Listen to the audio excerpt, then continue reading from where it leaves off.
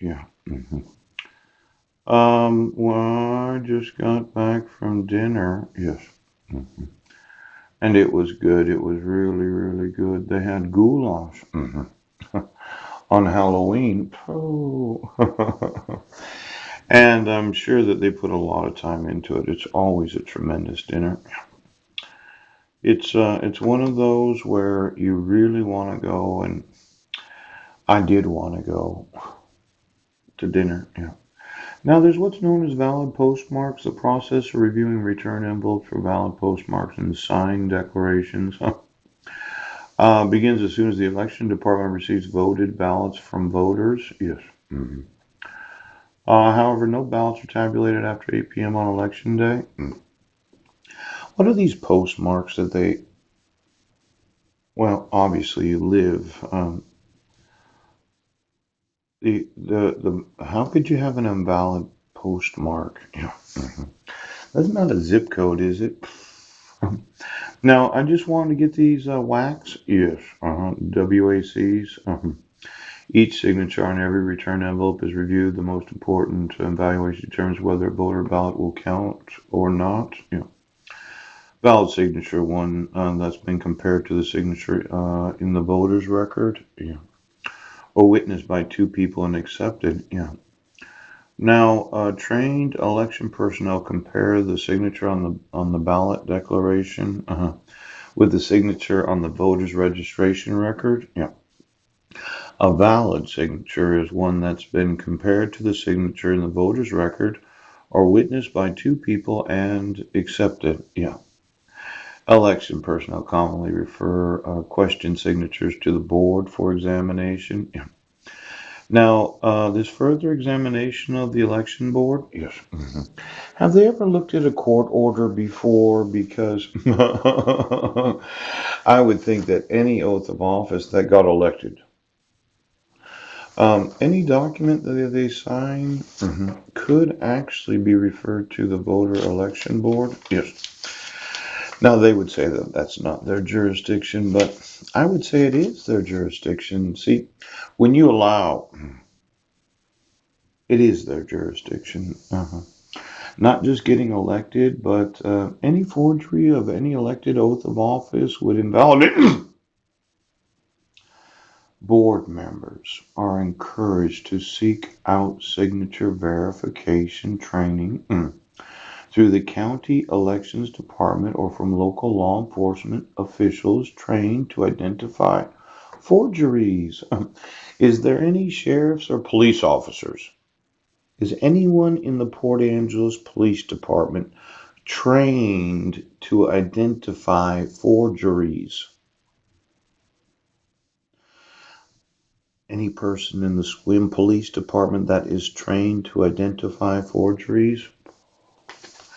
Now, for the last 3 years, I've been mentioning the obligation to not allow for forgeries to be used to violate the civil rights of American citizens. Yes.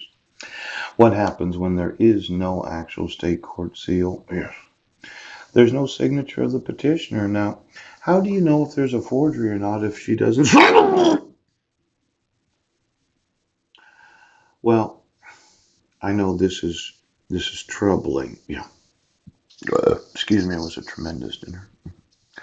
Board members of the election boards in every county of the state of Washington and every state that has voter ballots that can be mailed in. Yes. Are encouraged to seek out signature verification training through the local county elections department, yes, or from local law enforcement officials trained to identify forgeries. Why is signature training valuable? Signatures on return envelopes and signatures on file are not always a perfect match. Oh. Could you get me every individual in every city in every county? Yes. That has been trained to identify forgeries. Now, for every police department of the United States that employs any individual that is trained to identify forgeries, that they themselves said, well, we don't have jurisdiction right now. I'm going to sue every police department of the United States of America that does employ any law enforcement official trained to identify forgeries that has received a copy, of RI.PDF. Now, for all of you that said you don't have jurisdiction, I would say that when you employ somebody, to train election officials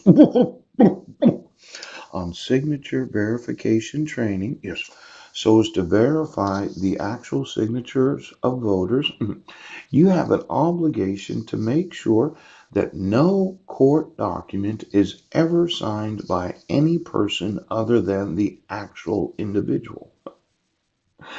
Now you're getting sued. Multi-billion-dollar day. Now, why don't you get me every sheriff's department? Does Sheriff Bill Benedict, in the employment of the Clallam County Sheriff's Department, have any law enforcement official that is trained to identify forgeries and that they have been utilized, by board members of any election board of any election of the United States of America? What are you depriving me of?